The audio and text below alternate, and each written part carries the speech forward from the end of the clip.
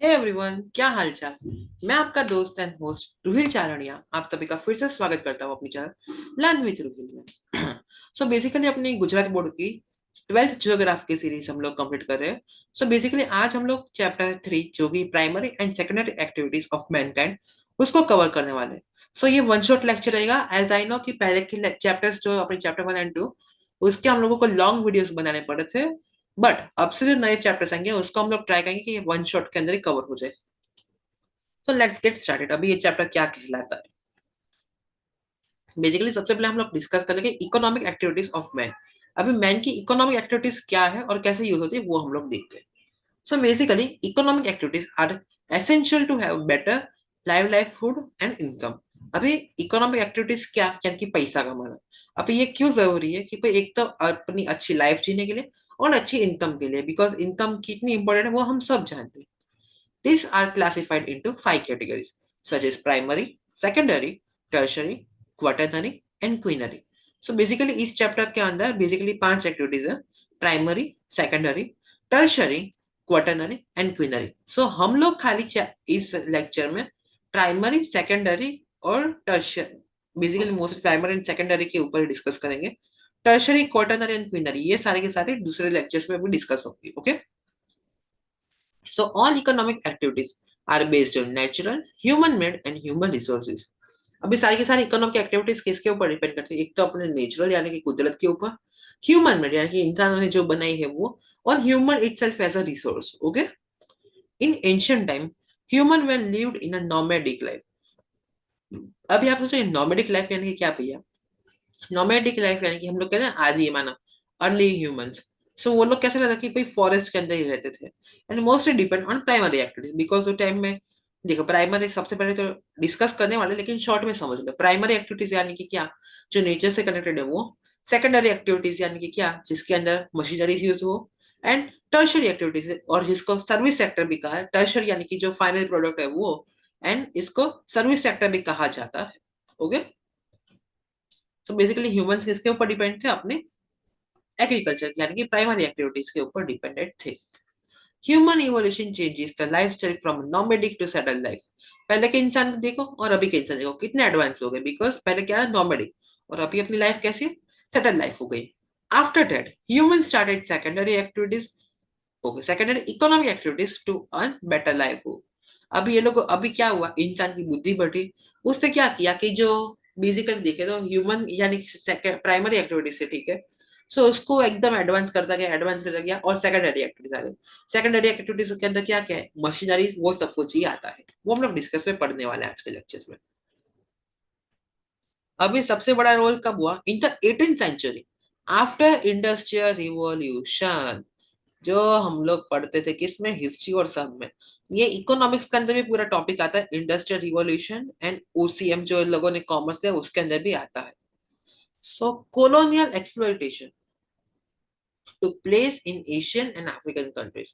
अभी 18th century में industrial revolution हुआ तो क्या हुआ, कॉलोनियल एक्सप्लॉइटेशन हो रहा है। इसने प्लेस ली कहाँ कहाँ, एशिया एंड अफ्रीकन कंट्रीज के अंदर, ठीक है। The Industrial Revolution emerged industrial activities such as education, health, transport, communication and trade। अभी ये जो इंडस्ट्रियल रिवॉल्यूशन आया 18th सेंचुरी में, तो इसकी वजह से क्या क्या चेंजेस होते हैं?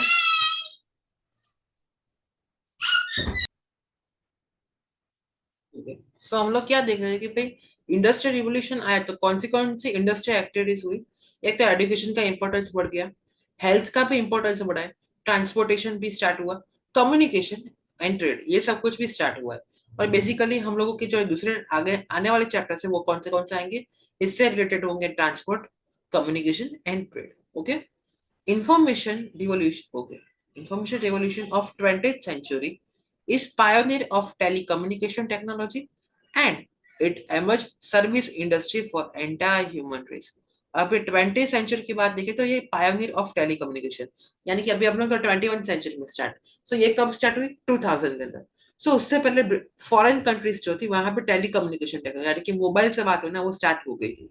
सो ये क्या हुआ, ये सिस्टम टेक्नोलॉजी आई, टेलीकम्युनिकेशन टेक्नोलॉजी। सो इसका बहुत बड़ा एमर्ज हुआ है, यानी कि इसका बहुत बड़ा इम्पैक्ट हुआ है किसमें, सारी सर्विस इंडस्ट्रीज और ह्यूमन रेस सबके ऊपर, ठीक है। अभी हम लोग देखते हैं अपना next topic which is types of activities. अब बेसिकली 5 टाइप की एक्टिविटीज के हम लोगों ने नाम देखे, अब पांचों की पांचों एक्टिविटीज क्या कहलाती है वो हम लोग समझ लेते हैं।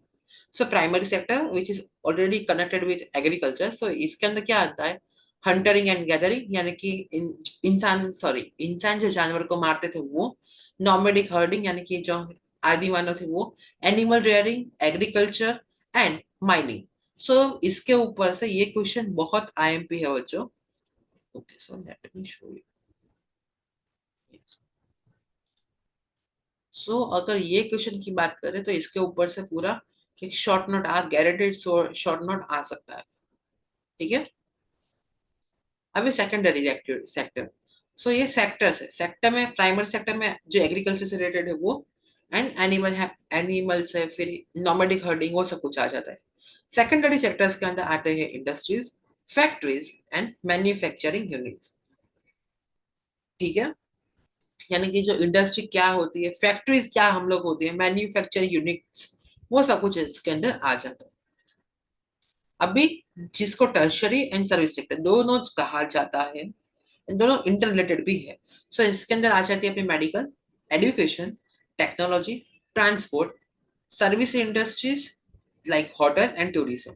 ये सारी की सारी कौन सी कहलाती है, सर्विस इंडस्ट्रीज के अंदर कौन से होटल एंड टूरिज्म। ठीक है, एंड सो बेसिकली इस चैप्टर के अंदर ये है। एंड अब ये दो हम लोगों के लिए नहीं है, which is quaternary and quinary. अब ये दोनों क्या है इसको थोड़ा हम लोग शॉर्ट में समझ लेंगे, एंड नेक्स्ट चैप्टर जो है वो पूरा का पूरा इसके ऊपर ही है। सो क्वाटरनरी के अंदर क्या आता है, एक तो research and knowledge based, administrator, scientist, artist and scholar, subject expert. यानी क्वाटरनरी ऐसी फील्ड है जिसके अंदर क्या, एक तो डीप रिसर्च होती है एंड नॉलेज बेस्ड होता है। इसके अंदर एक तो एडमिनिस्ट्रेटर के अंदर अपने साइंटिस्ट, आर्टिस्ट, स्कॉलर्स, जो सब्जेक्ट एक्सपर्ट होते हैं वो आते हैं क्वाटरनरी के अंदर। जैसे कि हम लोग पता है कई बार कहते हैं कि इन्होंने पीएचडी की है, तो वो क्या है, एक रिसर्चर है। सो वो क्या, वो एक एक्सपर्ट, तो वो किसके अंदर आ गए, क्वाटरनरी के अंदर। अभी क्वीनरी ये नया नाम। So, इसके अंदर क्या था, expert, specialised fields and policy maker. ये लोग क्या थे, एक तो पॉलिसीज बनाते एंड एक्सपर्ट स्पेशलाइज्ड फील्ड, यानी कि कुछ फील्ड्स के अंदर वो स्पेशलाइज होते हैं। अभी मान लो कि कोई साइंस के अंदर कोई स्पेशलिस्ट है, कोई मेडिकल के अंदर स्पेशलिस्ट है, कोई मैथमेटिक्स में स्पेशलिस्ट है, कोई लैंग्वेज के भी स्पेशलिस्ट है, वैसे के बाद सारे इसके अंदर आ जाते हैं। अभी हम लोग करते हैं अपना next topic which is primary activities. Primary activities क्या है, बहुत आईएमपी क्वेश्चन है, एंड ये क्वेश्चन पूरा लॉन्ग रहता है तो आप इसको फुल देखना। सो देखो, प्राइमरी एक्टिविटी क्वेश्चन इस साथ सकता है, write a short note on primary activities. अभी ये क्या है देखते हैं। Basically it's having different shares as per the economic status of various countries. So अभी मीनिंग तो आप लोग को लिख लेना, ये मीनिंग आपको समझा दे इसलिए लिखा नहीं है मैंने। सो बेसिकली ये क्या, different share as per the economic status of various country, हर एक कंट्री की प्राइमरी एक्टिविटी अलग अलग रहती है। Developed countries have less than 5% dependency, developing countries have 60% to 65%, and non-developed countries have more than 80%। चलो, अभी हम लोग जानते हैं कि डेवलप कंट्रीज कौन सी है, अमेरिका, वो सारी डेवलप कंट्रीज है। सो वो जो डेवलप कंट्रीज है वहां पे क्या, प्राइमरी एक्टिविटीज का जो रेशियो रहता है वो 5% से भी कम होता है। अपनी इंडिया जो कि डेवलपिंग कंट्रीज है, ऐसी जो डेवलपिंग कंट्रीज है, सो इसका रेशियो कितना रहता है, 60% टू 65%। एंड नॉन डेवलप यानी कि जो इंडिया से भी गएली है, यानी कि इंडिया को गएली, ऐसा मेरे कहने का मतलब है कि इंडिया में चलो डेवलपिंग हो रहा है, लेकिन जहां पे बिल्कुल डेवलप नहीं हो रहा है वो है मोर देन 80%। खाली डेटा देखो, रेशियो कितना, 5%, 60 to 65%, एंड 80%, कितना बड़ा गैप है। और इसके 5 सेक्टर प्राइमरी सेक्टर्स के, number 1 is hunting and gathering. Okay, so इसको पहले हम लोग शॉर्ट में समझ लें, अभी डिटेल में हम लोग समझने वाले। हंटिंग गैदरिंग यानी कि इंसान जो मारता था एंड खाते थे वो, एनिमल रेयरिंग, एनिमल की कैट्स, नॉमेडिक हर्डिंग यानी कि अपने early humans, agriculture and mining, ये सारे के सारे इंपॉर्टेंट इसके अंदर। चलो, तब देखते हैं बाकी क्या है सारे के सारे फुल एकदम डिटेल के साथ। Let's go to next point. Yes, hunting and gathering. Hunting and gathering क्या है वो सबसे पहले समझो। Basically it is an ancient part of primary activities. Primary activities की अगर स्टार्टिंग से देखे तो यानी कि एंशियंट पार्ट तो क्या है, एक तो अपना हंटिंग एंड गैदरिंग यानी कि हंट करो एंड गैदर करो। पहले के टाइम में पता है कैसा होता था कि जो फीमेल्स और सब कुछ थी वो दूसरी चीजें कलेक्ट करती थी, जो फॉरेस्ट के अंदर होती थी, जैसे कि जड़ी बूटियां है वो सब कुछ। एंड जो मेल्स होते थे वो लोग क्या करते थे कि हंट करते थे, यानी कि हंट करते थे सब लोग एक साथ, एंड गैदरिंग यानी कि सब कुछ कलेक्ट करके वही खाते थे। बेसिकली ये कौन करते थे? नॉर्मेडिक पीपल, यानी कि अपने आदि मानव जो खाने की खोज के लिए, बिकॉज उस टाइम में क्या अपना एग्रीकल्चर इतना डेवलपमेंट नहीं था। Hunters and gatherers are lived in small groups without having own wealth. अभी उस टाइम में तो करंट जैसी कुछ सिस्टम थी नहीं, तो सभी लोग क्या कि साथ में बैठो, साथ में खाओ और साथ में जियो। और वहां पे किसी के पास खुद की वेल्थ नहीं थी। Okay, simple primitive style of living like war house, war leaves, sheltered and local materials. अभी वो लोग तो क्या, एक तो केव्स के अंदर रहते थे, ठीक है, एंड केव्स के सिवा देखिए तो क्या करते थे कि झुपड़ी जो हम लोग कहते हैं ना, वो एकदम घास से वैसा कुछ बनाते वैसे ही बनाते थे। एंड क्या करते हैं, war leaves, yes, and shelter local materials, यानी कि जो दूसरे मटेरियल्स हो सब कुछ, जैसे कि लकड़ी मिल जाती है तो लकड़ी से एकदम वो घर बनाना, वैसी चीजें करके वो लोग रहते थे। अभी इनके क्या था, lived in natural condition of coastal, tropical and forest regions. So basically ये लोग कहाँ रहते थे, एक तो कोस्टल एरियाज के पास, ट्रॉपिकल एंड फॉरेस्ट, यानी कि आप नॉर्मली देखना फॉरेस्ट के पास ज्यादा दिखा जाता था। अभी here are collected various forest and animal products through basic techniques। अभी हम लोगों ने इसको समझने के लिए एग्जांपल लिया है। सो बेसिकली यहाँ पे क्या है, प्रोडक्ट्स है एंड यानी कि कम्युनिटीज। अभी हम लोग देखें, सो हनी एंड ग्लू। सो ये हम लोग किसकी मदद से पा सकते हैं, रुको मैं आपको समझाने के लिए यहाँ अनोटेट कर देता हूँ, so it will be make concept your easy. अभी देखो, हनी एंड ग्लू है तो ग्लू हमें किससे मिलता है, रेड इंडियंस जो कि अमेरिकन से, जिसको क्रिस्टोफर एंड कोलंबस ने फाइंड किया था, उनकी वजह से। अभी एनिमल स्किन की जो एस्किमोस होती है वो हमें किसकी कहाँ से मिलती है, अलास्का से मिल जाती है। मेडिसिनल प्लांट्स वो कहाँ पे मिलते हैं सबसे ज्यादा, एक तो मिलते हैं नेगोरिट अफ्रीका। सो ये सारी की सारी चीजें समझ रहे हैं। जैसे कि देखो ये सारे के सारे क्या है कि हंटिंग एंड गैदरिंग के एरिया से रह चुके हैं। अभी यहाँ से हमें ये स्पेशलाइज्ड फील्ड की चीजें मिलती है। ओके, आई होप कि आपको हंटिंग एंड गैदरिंग क्या है वो समझ में आ गया होगा। Now let's go to the next point which is animal rearing. अभी एनिमल रियरिंग क्या है, जैसे कि एनिमल्स इंडिया में सबसे पहले बहुत टाइम से एनिमल्स एंड ह्यूमंस का बहुत अच्छा रिलेशन रहा है। सो बेसिकली एनिमल रियरिंग यानी कि एनिमल्स के कैसे हम लोग संभाल करते हैं उसके बारे में, ये भी क्या प्राइमरी एक्टिविटी के अंदर आता है। बेसिकली डोमेस्टिकेटिंग एनिमल्स यानी कि जिसको हम लोग पालते हैं, विच इज काउ, गाय, बैल यानी कि bull, ox, horse, buffaloes, reindeers, sheep, camel, goat etcetera. So ये सारे के सारे एनिमल्स जो हमें बहुत हेल्प करते हैं उसके नाम है जिसको हम डोमेस्टिकेटिंग एनिमल्स कहते हैं, which is cow, bull, ox, horse, buffaloes, reindeer, sheep, camel, goat, etc. बहुत सारे और भी है। Animal rearing areas includes grasslands, tundra region, desert areas, mountain areas, etc. अभी ये कहाँ पे पाए जाते हैं, एक तो जहाँ पे घास होती है वो, एक टुंड्रा रीजन होता है वहां पे, डेजर्ट के जो एरियाज है वहां पे जैसे कि ऊंट वो सब कुछ कहाँ पे पाए जाते हैं वहां पे, फिर माउंटेन एरियाज में भी पाए जाते हैं। Supportive occupation to agriculture. अभी ये लोग क्या, जैसे कि मैंने कहा कि एग्रीकल्चर को ये लोग सीधा मदद करते हैं। सो एग्रीकल्चर से यानी कि जो नेचर से कनेक्टेड होगी वो सारी की सारी आएगी प्राइमरी। सो ये किसके, एग्रीकल्चर से कनेक्टेड है। And useful to get animal products like milk, meat, skin and wool. अभी आप सोचोगे किस तरह से, देखो मिल्क हमें काउ से मिल जाता है, ठीक है। मीट अगर देखे तो हम लोग शीप यानी कि शीप नहीं सॉरी गोट, सो गोट से हम लोग मीट मिल जाता है। स्किन देखे तो शीप की हमें स्किन होती है एंड दूसरे एनिमल्स की भी उस तरह से होता है, लाइक दैट। अभी देखते हैं नॉमेडिक हर्डिंग। नॉमेडिक हर्डिंग क्या है, basically it is practice in tropical and temperature regions. अभी ये नॉमेडिक हर्डिंग कहाँ पे पाई जाती है, एक तो प्रैक्टिस कहाँ होती है, tropical and temperature, yes temperate regions में इसको पाई जाती है। Always moving with animal wealth as per season. अभी लोग ये लोग क्या करते हैं कि जिस तरह एनिमल होते हैं, एनिमल को सीजन वाइज वो लोग उसके साथ ही जाते रहते हैं। सो एनिमल इनके साथ फुल्ली कनेक्टेड है। So basically places to place migration to feed animals. अभी ये लोग क्या करते हैं, एक जगह से दूसरी, यहाँ से यहाँ, यहाँ से यहाँ, ये लोग किसके लिए जाते हैं कि एनिमल्स को खिला सके। And herders have general knowledge of food, water sources, seasons, and weather of rearing areas. So, normal herders जो यानी कि हर्डिंग के जो हर्डर्स होते हैं उनको किसका नॉलेज रहता है, एक तो फूडर, कौन खाना खिला सकता है वो, पानी कहाँ पे यानी कि वाटर सोर्सेज क्या है, फिर अपनी सीजन्स क्या रहेगी, एंड वेदर कौन से एरिया का कैसा रह सकता है वो, and domesticated are okay, so ये है बेसिकली एनिमल्स के एग्जांपल है। Domesticated sheep, cattles, camels, cow, ox, horses etcetera to obtain animal products. So ये सारे के सारे एनिमल्स जो होते हैं वो यूज होते हैं। एक तो डोमेस्टिकेटेड शीप, कैटल्स है, फिर क्या अपने camels, cow, ox, horses etcetera, और ये सारे के सारे एनिमल प्रोडक्ट्स को ऑब्टेन करने में हेल्प करते हैं, and it helps to create ecological adjustment. ये हमें इकोलॉजिकल एडजस्टमेंट, इकोलॉजिकल यानी कि जो एनवायरनमेंट से पूरा कनेक्टेड रहता है वो। अभी देखते हैं इसका next topic, which is agriculture, जो सबसे इंपॉर्टेंट है आज के टाइम पे। Basically it is an oldest activity that includes cultivation and farming method. So इसके अंदर क्या क्या आता है, कल्टीवेशन एक तो आ जाता है, एंड अपने फार्मिंग मेथड, जिस तरह से कैसे खेती कर सकते हैं, कैसे उसको उगा सकते हैं, वो सब कुछ।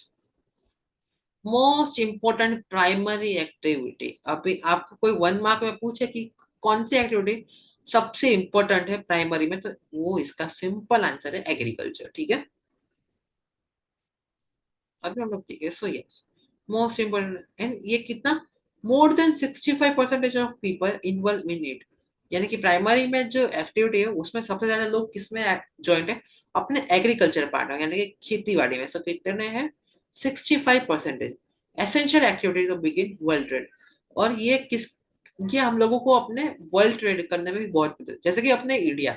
सो यहाँ से जो सारे मसाले हैं वो यहाँ से सारे जाते हैं कहाँ, फॉरेन्स में, जो कि बिकते हैं। सो ये क्या हुआ, एक वर्ल्ड ट्रेड हुआ। जैसे कि अभी एग्रीकल्चर का सिंपल एग्जांपल देखें तो पहले के टाइम पे जब गांधी जी वो लोग थे, तब इंडिया में से इंडिगो की डिमांड बहुत हुई।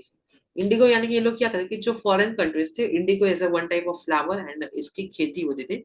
सो ये लोग फार्मर से स्पेशली इंडिगो ग्रो करवाते थे, बिकॉज अपनी इंडिया ऐसी है कि यहाँ पर सारे के सारे क्रॉप्स वो आपको सब कुछ मिल जाता है।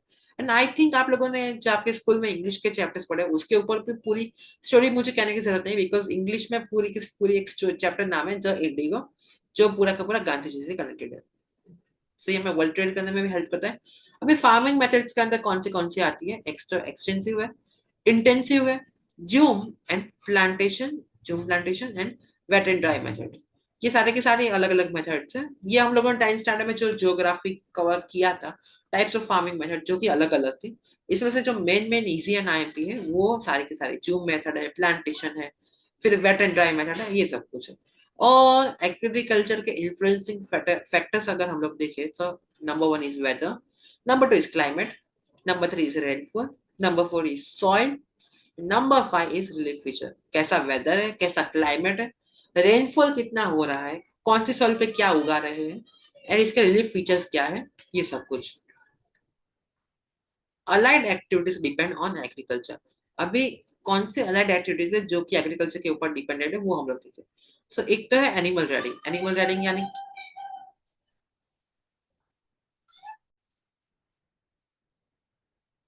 सो एनिमल रेडिंग यानी कि एनिमल की केयर भी एग्रीकल्चर में हम बहुत इंपॉर्टेंट प्ले करती है। जैसे कि मान लो अभी गाय है, ठीक है, अगर गाय को हम लोग चारा नहीं डालेंगे तो क्या वो दूध देगी, नहीं देगी। तो एग्रीकल्चर कनेक्ट हुआ ना, सब मिल्क प्रोडक्ट्स, फिर वूल। तो अगर एनिमल्स कहते वो सब कुछ को हम लोग नहीं खिलाएंगे तो क्या वो लोग खाएंगे नहीं, तो हमें कुछ हेल्प कर पाएंगे। जैसे कि वूल के अंदर लेदर से, फिर जो मीट की तरह भी मटन वो सब कुछ यूज होता है, उसके लिए भी एग्रीकल्चर तो चाहिए हम लोगों को। फिर पोल्ट्री फार्म्स यानी कि जो non vegetarian eggs and meets खाते हैं उसको कहते हैं पोल्ट्री फार्म्स, उसके लिए भी agriculture plays an important role. Raw material food industries, उसके अंदर आते हैं अपने fruits and vegetables. So raw material food industry यानी कि सबसे इंपॉर्टेंट है, अगर फ्रूट्स एंड वेजिटेबल्स ना हो क्या इंसान अपने बेसिक वाइटामिन एंड जो मिनरल्स अपनी बॉडी को चाहिए वो पा पाएगा, नहीं। फ्लावर कल्टीवेशन, सो इसके अंदर फ्लावर कल्टीवेशन क्यों होता है, हम लोग कहेंगे नहीं स्मेल के लिए, लेकिन ऐसा नहीं है। फ्लावर से क्या एक तो मेडिकल में भी बहुत यूज एंड केमिकल इंडस्ट्रीज में भी बहुत यूज होता है। ऑयल सीड्स, ऑयल हर एक प्रकार के अलग अलग होते हैं, जैसे कि ग्राउंड नट ऑयल है, सनफ्लावर ऑयल है, फिर बहुत सारे अलग अलग ऑयल है, फिर तिल का ऑयल, कोकोनट ऑयल। सो ये सारे के सारे क्या है, ऑयल सीड्स है। एडिबल ऑयल इंडस्ट्री, ये सारे के सारे खाने लायक ऑयल्स है। तो ये सब कुछ भी एग्रीकल्चर के अंदर आ जाता है। अभी दूसरी चीजें देखिए, सो डोमेस्टिक यूज की एक तो है अपना शहद यानी कि Honey, and food crops for domestic use, ये सब कुछ भी अपने एग्रीकल्चर के अंदर आ जा रहा है। अभी देखते हैं प्राइमरी एक्टिविटीज का सबसे लास्ट पार्ट जो कि है माइनिंग। माइनिंग यानी कि हम लोग खुदाई करके जो निकालते हैं वो सब कुछ इसके ऊपर आ जाता। So let us discuss point by point. Let's get started. Yes, basically mining meant it means obtaining minerals from the earth by removing sand, clay, digging or breaking stones with drilling and dynamitic activities. अभी mining देखे तो क्या है कि भाई जो अपनी अर्थ, ठीक है, उसके अंदर से मिनरल्स हम लोग खुदाई करके निकालते हैं। किसमें से मिलते हैं? एक तो अपने मिट्टी में से यानी कि सैंड में से, रेती, फिर क्ले, डिगिंग एंड ये सब कुछ से मिलते हैं, या फिर अगर कई बार पत्थर तोड़े सो उसकी मदद से भी हमें माइनिंग स्टोन्स मिलते हैं। जैसे कि इसके ऊपर एक special field I think archaeologist भी होती है। सो ये सारे के सारे फील्ड के अंदर माइनिंग और सब कुछ माइनिंग एंड रिसर्च आ जाता है। It has economic significance as well as domestic importance. अभी एक तो ये इकोनॉमिकली भी बहुत इंपॉर्टेंट, बिकॉज जो इसके प्रेस्टीज मिनरल्स मिलते हैं उसको लाखों के भाव में बहुत सारे प्राइसेस रहते हैं, और ये अपने डोमेस्टिक इंपॉर्टेंस को भी इम्प्रूव कर देता है। It is supportive activity for secondary sector. Secondary sector क्या है इसके बारे में क्वेश्चन है, अभी आ गई। प्राइमरी यानी कि एग्रीकल्चर, वो सब कुछ आपको समझ आ गया। सेकेंडरी सेक्टर यानी कि जो प्राइमरी से कलेक्टेड प्रोडक्ट्स होते हैं उसको मशीन एंड टेक्नोलॉजी से कन्वर्ट करना, वो हो गया अपना सेकेंडरी सेक्टर, ठीक है। Mining cause to environmental issues if not executed with proper planning and precautions। अगर हम लोगों ने माइनिंग करते वक्त जरा सा ध्यान ना रखा, सो नजर हटी दुर्घटना घटे, सिंपल बात है। सो इसकी वजह से हमारे जो एनवायरमेंट है उसको भी नुकसान पहुंच सकता है, ठीक है। अभी मिनरल्स कितने प्रकार के? 3 प्रकार के मिनरल्स हैं, metallic, non metallic and energy. ये क्वेश्चन ऑलरेडी हम लोगों ने जियोग्राफी में डिस्कस किया था। मेटालिक यानी कि क्या? जिसके पास साउंड होता है वो। नॉन मेटालिक यानी कि क्या? जिसका साउंड नहीं होता है। एनर्जी यानी कि क्या? जो कि बर्निंग होके एनर्जी में हमें हेल्प करता है। और यही क्वेश्चन जो है बच्चों, अभी हम लोग क्या है अपने चैप्टर नंबर 9 के अंदर भी कवर करने वाले हैं। तो मेटालिक की अगर हम लोग एग्जांपल देखें तो इसके अंदर आते हैं कॉपर, आयरन और, gold, silver, lead, zinc, mercury, platinum etcetera. Non metallic के अंदर आते हैं diamond, sulphur, mica, limestone, potash etcetera. और एनर्जी यानी कि जो जल के दूसरे एनर्जी प्रोवाइड करे वो है coal, natural gas, mineral oils, uranium, thorium etcetera, ठीक है। ये सारे के सारे एग्जांपल इसके हैं। अब भी टाइप्स ऑफ माइनिंग हम लोग देखते हैं, so कितने टाइप्स की माइनिंग होती है। एक तो होती है सरफेस में, सरफेस यानी कि किस तरह से जो अपना सरफेस होता है वहां पे, इजी भी है, सेफ भी है, और खर्चे में भी थोड़ी कम, लेस एक्सपेंसिव है। एंड इसको क्या कहा जाता है? Open pit activity. ये याद रख लो, ये खास क्वेश्चन है। देखो कलर कौन सा है, हम लोग इसको, yes. So type which activity is called as open pit?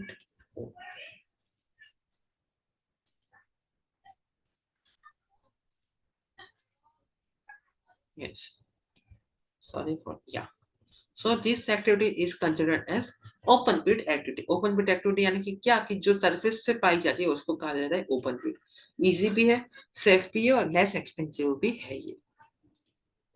और दूसरी है अंडरग्राउंड यानी कि जमीन के अंदर खोद काम करना, जो कि मैंने कहा था ना आर्कियोलॉजिकल फिट, वो है। जैसे कि कई बार हम लोगों ने हिस्ट्री में भी पढ़ा है कि जो दूसरी सिटीज और सब कुछ है, जैसे कि आई थिंक हड़प्पा, मोहनजोदारो, ये सब कुछ जो था, ये सब कुछ क्या कि भाई हम आर्कियोलॉजिस्ट ने खोदा था एंड उसकी मदद से हम लोगों को पाया गया था। It is very expensive, high risky due to lack of oxygen, sunlight and air. अभी देखो रिसर्च जो लोग करते हैं अंडरग्राउंड करेंगे तो क्या आपको सनलाइट मिले? नहीं। एयर एंड ऑक्सीजन वो भी नहीं मिलता। सो ये एक्सपेंसिव भी एंड रिस्की भी बहुत है, ठीक है। Now let's go to our secondary activity. Secondary activities जो कि इस चैप्टर का दूसरा पार्ट है वो हम लोग देख लेते हैं, ठीक है। अभी देखो सेकेंडरी एक्टिविटीज, यस। सो चैप्टर 2 3 के अंदर खाली सेकेंडरी एक्टिविटीज तक ही हम लोग पढ़ने वाले हैं। तो सेकेंडरी एक्टिविटीज क्या है वो हम लोग देखें। It is related to industrial activities and manufacturing process. अभी इसको सिंपल समझना हो ना, तो एक एग्जांपल मैं देता हूँ। जो कि हमारे 11th स्टैंडर्ड में हमारे मैम ने हमको सिखाया था। प्राइमरी एक्टिविटी है, ठीक है। सो देखो, समझने के लिए देखो तो बहुत इजी। प्राइमरी एक्टिविटी तो उसके अंदर एक फ्लोर मिल का एग्जांपल है। प्राइमरी में क्या, एक तो हम लोगों ने वीट लिया, तो वो हो गए अपने प्राइमरी जो नेचर से कनेक्टेड है। अभी इस वीट को हम लोगों ने एकदम मशीन्स के पास ले गए, तो आटा चक्की के पास, तो वो उसको हम लोगों ने पीसा लिया, तो वो हो गई सेकेंडरी एक्टिविटीज। बिकॉज प्राइमरी से हो गया सेकेंडरी। एंड उसके बाद जो फाइनल प्रोडक्ट, जो कि अपना आटे से हम लोग बिस्किट्स बनाते हैं, रोटी बनाते हैं, यानी प्राइमरी एंड सेकेंडरी का कॉम्बिनेशन कर दिया, वो हो गए टर्शरी एक्टिविटी। बहुत सिंपल एग्जांपल है, ये आपको याद रहने में इजी रहेगा। तो सबसे पहले क्या थे, वीट थे। सो वीट में से बन गया इसका आटा, और आटे में से हम लोग ने बिस्किट, पाव, जो आपको पसंद है वो सब कुछ हमने बना दिया। So industries activities and manufacturing process से कनेक्टेड है। Raw materials are transport into final products by adding values in it. अभी मैंने कहा ना कि जैसे कि देखो, अभी फाइनल प्रोडक्ट बनाने में क्या सके, जैसे कि वीट है, ठीक है, तो वीट को हम लोगों ने आटा चक्की में पीसा, तो उसके लिए मशीन वो सब कुछ तो चाहिए, चाहिए या नहीं। एंड उसके बाद भी अलग अलग स्टेजेस है वो सब कुछ। सो हुआ वैल्यू ऐड करना, increases economic status of the country. अभी आप लोग दो एग्जांपल हम लोग देखे जो सेकेंडरी एक्टिविटीज में बहुत बड़ा प्ले करते हैं, which is Reliance and Adani. And Tata का भी एग्जांपल ले सकते हैं। अब इंडिया में सबसे बड़ी कौन सी कंपनी है, रिलायंस है, टाटा है एंड अडानी। सो ये तीनों के तीनों कौन सी है, सेकेंडरी सेक्टर्स के अंदर की एक्टिविटीज है। इसके अंदर क्या क्या चाहिए हम लोगों को, अगर चाहिए तो एक तो है advance technology, science and technology के साथ ये सब कुछ, इसके अंदर भी नई नई चीजें आती है। मशीनरीज, पावर रिसोर्सेज, पावर यानी कि इलेक्ट्रिसिटी, वो सब कुछ पावर जो उसके रिसोर्सेज के चाहिए वो। स्किल लेबर्स, इसमें कोई एरे गेरे नथु गेरे नहीं चाहिए, जो स्किल्ड वाले लेबर्स है वो इसके अंदर चाहिए। And raw material, raw material हम लोगों को बेसिकली कहाँ से मिलते हैं, अपने प्राइमरी सेक्टर से। अभी इसको रॉ मटेरियल का एग्जांपल है, तो इसको सिंपल अपने क्लासरूम से समझो। क्लासरूम में सबके बेंचेस तो होगी, ठीक है, कुछ इस तरह से अपनी बेंचेस होती है कि यहाँ पे वो लिखने का पेड़, एंड यहाँ पे अपने बैठने का, ठीक है। सो आप लोग देखना मोस्टली स्कूल्स के अंदर देखें तो यहाँ पे तो वुडन पार्ट है, ये सारा का सारा वुडन पार्ट है, यहाँ पे बैठने का भी वुडन पार्ट है। सो ये पार्ट कौन सा है, आयरन का, यानी कि लोखंड का जो कहते हैं वो पार्ट है। सो दोनों का कंबाइन हुआ, थोड़ा खर्चा वर्चा किया, स्किल लेबर्स यानी कि लगा दिए, सो बन गई बेंच, हो गया फाइनल प्रोडक्ट। इस तरह से होता है इसके अंदर। अभी देखो, it is complex system that includes factories, construction, electricity, gas and water supply. अभी इसको चलाने, कॉम्प्लेक्स सिस्टम सेकेंडरी यानी कि इंडस्ट्रीज को चलाने के लिए कौन सी चीजें की जरूरत पड़ती है। एक तो हमें फैक्ट्रीज डालनी पड़ती है, कंस्ट्रक्शन बहुत कराना पड़ता है, इलेक्ट्रिसिटी बिकॉज इलेक्ट्रिसिटी के बिना फैक्ट्रीज मोस्टली चलती नहीं है, गैसेस निकलते और गैसेस भी चाहिए इसके लिए। And water supply is one of the biggest important part. कोई भी आप ले लो, कपड़ा बनाना हो या कोई भी इंडस्ट्री ले लो, उसके लिए हमें पानी तो चाहिए। अभी हम लोग देखें, सो इंडस्ट्रीज जो है, हम लोग ने इंडस्ट्रीज की बात करी, सो इंडस्ट्रीज के भी तीन पार्ट है, which is cottage industry, small scale and large scale industries. अभी कोटेज इंडस्ट्री क्या है वो देखते हैं। आप लोगों ने सुना होगा कि गृह उद्योग जिसे हम लोग कहते हैं, गृह उद्योग भी सेकेंडरी एक्टिविटीज, इसका कोटेज इंडस्ट्री के बाद स्मॉल स्केल का भी पार्ट है। लेकिन अपने ही देखो, सिंपल कितना मस्त लिखा है, अपने ही घर पर अपने ही उपकरणों की सहायता से किए जाने वाले धंधे छोटे स्तर पर, जिसे घरेलू उद्योग कहते हैं।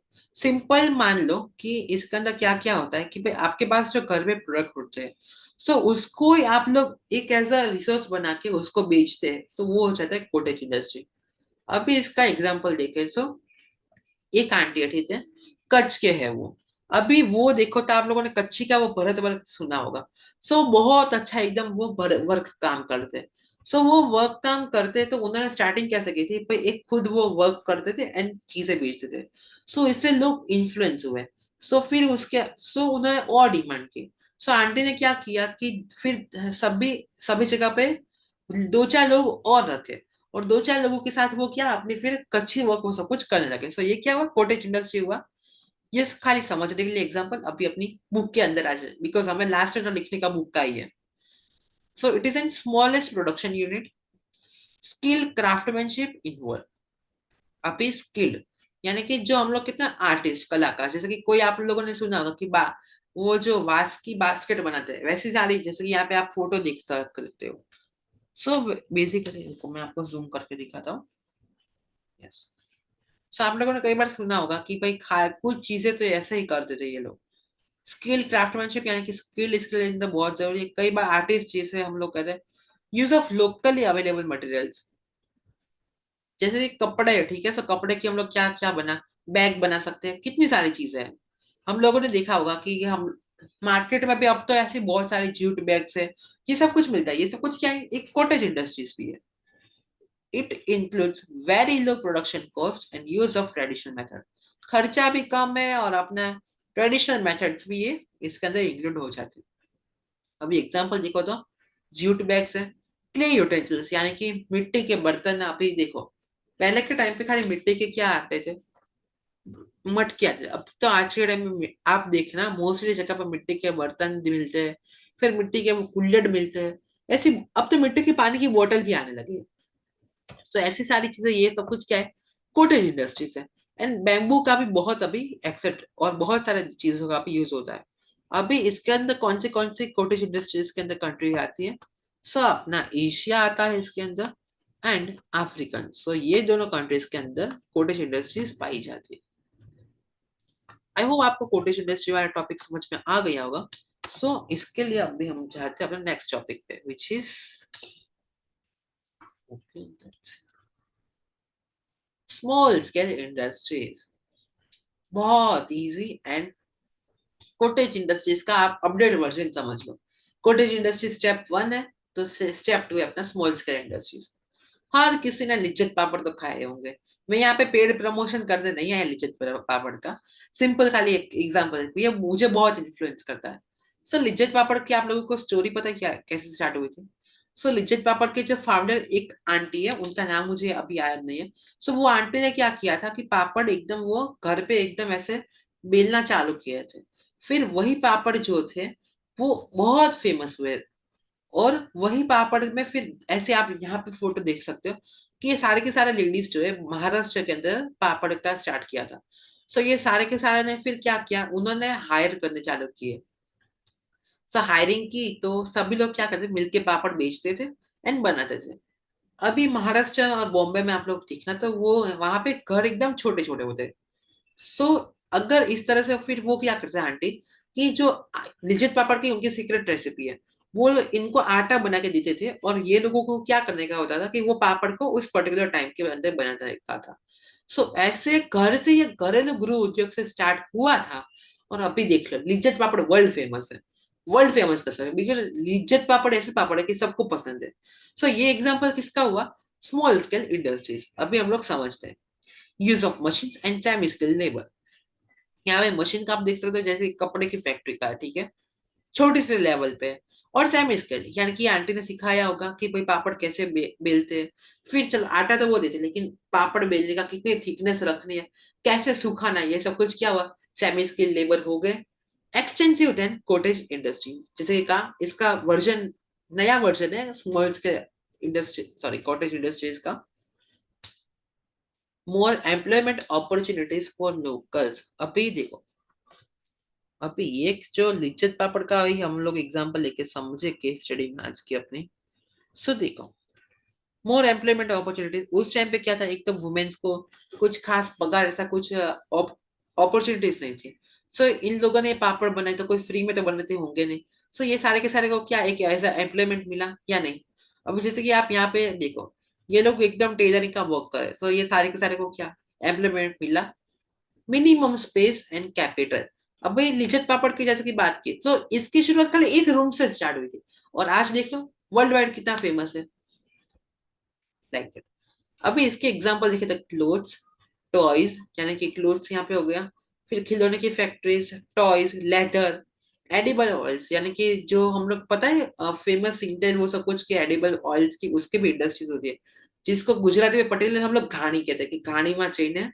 इस तरह से जैसे कि अभी विंटर आ गया तो इसके लिए स्पेशल तिल का तेल, तल्लू तेल, ऐसे सारे बहुत सारी चीजें होती है। ये आपको ऐसे समझाने के लिए लैंग्वेज से कनेक्ट कर पाओ इसलिए मैं एग्जांपल दे रहा हूँ।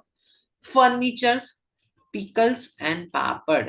आई थिंक अगर आप लोगों ने लेक्चर एकदम फुल देखा तो आपको लिज्जत पापड़ वाला एग्जांपल मस्त याद रह गया होगा। कौन सी कंट्रीज से इन्फ्लुएंस है? अपने India, China, Brazil and Indonesia. ठीक है, ये सारी की सारी कंट्रीज भी स्मॉल स्केल इंडस्ट्रीज के अंदर आ जाती है कनेक्टेड। अभी सॉरी, अभी लास्ट लेक्चर, अभी एक टॉपिक है, तो अपना लास्ट टॉपिक है which is large scale industries, जो सबका बाप। सबसे बड़ी कम इंडस्ट्री कौन सी है? देखो, सो बेसिकली इंडस्ट्री, अभी सेकेंडरी एक्टिविटीज हम लोग बात कर रहे थे, ठीक है। सबसे पहले कॉटेज इंडस्ट्री है, एकदम छोटी सी है। अभी इसको समझने के लिए एज का वाइज समझो। सो ये एकदम बच्चा है, ठीक है। अभी ये जो है यंग है, यानी कि टीनेज यंग एज का है। एंड ये है अपने दादाजी सबसे बूढ़े। सो ये इंडस्ट्री सबसे बड़ी इंडस्ट्री है। It requires vast market and raw materials, बहुत रॉ मटेरियल्स भी चाहिए। जैसे कि हम लोगों ने अभी रिलायंस का, फिर अदानी एंड टाटा तीनों के एग्जांपल समझे, तो इसके लिए आप लोग देखना उनकी जो फैक्ट्रीज होती है कितनी बड़ी जगह। जैसे कि यहाँ पे मैंने एक एग्जांपल का स्पेसिफिक फैक्ट्री का लिया, कितनी जगह ऐसे, ये तो खाली ऊपर से फोटो दिया, फिर भी देखो कितनी जगह रोक रही है। और रॉ मटेरियल भी इसके अंदर हमें चाहिए। नीड पावर रिसोर्सेज, पावर यानी कि इलेक्ट्रिसिटी के रिसोर्सेज चाहिए। स्किल लेबर, इसमें कोई एरे गहरे नथु गहरे नहीं चलेंगे, इसके अंदर स्किल वाले लेबर्स चाहिए। कैपिटल, पैसा होगा तो इंडस्ट्री खुलेगी। फिर हैवी मशीनरी, मशीनरी कई ऐसी मशीनरीज भी होती है जिसको हम लोगों को फॉरेन से भी इंपोर्ट करना पड़ता है, सो इसके लिए पैसा तो चाहिए। फिर ट्रांसपोर्टेशन की सर्विस की, भाई एक सामान दूसरी जगह से सामान शिफ्ट करने का। फिर बैंकिंग और इंश्योरेंस, मान लो भगवान ना करे आग बाग लग गई, चोरी वोरी हो गई, शॉर्ट सर्किट हो गया, ऐसी बहुत सारी कंडीशन हो सकती है इंडस्ट्रीज में। सो ये सब कुछ के लिए क्या इंश्योरेंस होगा तो थोड़ा खतरा कम रह सकता है। ओके, सो ये सारी की सारी इसकी क्या है, नीड्स है। ये तो आप नॉर्मल डेली लाइफ से भी कनेक्टेड। देखो, ज्योग्राफी इतना इंटरेस्टिंग चैप्टर है ना, एंड सब्जेक्ट है इसका, कि आप इसको अपने डेली लाइफ से फुल टू फुल कनेक्ट कर सकते हो, ठीक है। और ये सब्जेक्ट सुपर इंटरेस्टिंग है।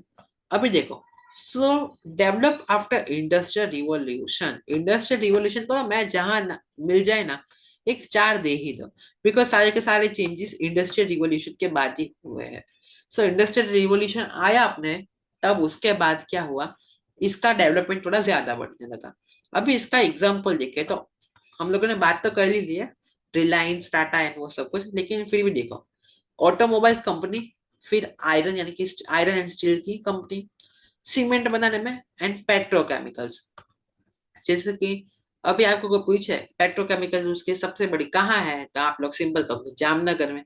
जामनगर में किसकी है? रिलायंस की, वो एग्जाम्पल यार, वेरी गुड। और इसका क्या importance to quality and specialisation.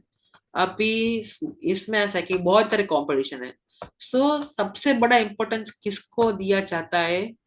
Quality work को। क्वालिटी वर्क होगा और उसका स्पेशलाइजेशन भी होगा, ये वर्क को अंडरलाइन कर लो, ठीक है। अभी सो आज का चैप्टर होता है यहाँ पे खत्म। Okay, so that's it from my side. I hope आप लोगों को लेक्चर में आज बहुत मजा आया होगा। आज हम लोगों ने एक ही लेक्चर में वन शॉट सीरीज में अपना चैप्टर पूरा कवर कर लिया है। इनकेस फिर भी आपको कोई डाउट है तो मुझे कमेंट करके दिखा कह देना, मैं उसको ट्राई सॉल्व करने की फुल करूंगा। ठीक है, like and share the video and subscribe my channel. So that's it from my side for today. Have a nice day and thank you. So मिलते हैं बहुत जल्द अपने नेक्स्ट लेक्चर में।